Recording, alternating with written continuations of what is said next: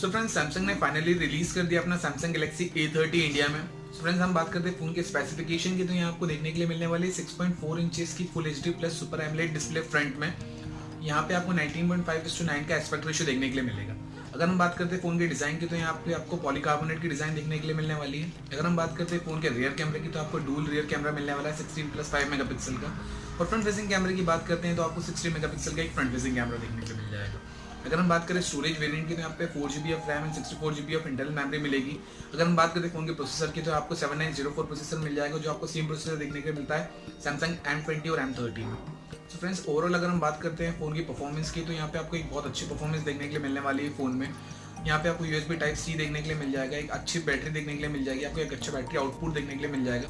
But friends यहाँ पे फिर एक डिसअपॉइंटमेंट सैमसंग की साइड से यही निकल के आती है कि यहीं पे आपको सेम प्रोसेसर देखने के लिए मिल गया जो आपको M20 M30 में देखने के लिए मिल रहा है। तो फ्रेंड्स मेरा यही एक्सपेक्टेशन थी कंपनी से कि वो थोड़ा सा एक अलग प्रोसेसर दे और एक अलग आउटपुट देखने के लिए मिले।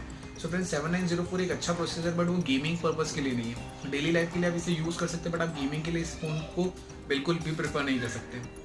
तो फ्रेंड्स यही था मेरा एक ओवरव्यू सैमसंग गैलेक्सी A30 के लिए। फ्रेंड्स अगर आपको वीडियो अच्छी लगी तो प्लीज़ इस वीडियो को लाइक करिए और चैनल को सब्सक्राइब करिए, बिकॉज आप लोगों के सपोर्ट की फ्रेंड्स बहुत ज़्यादा जरूरत है। तो friends thanks for watching this video.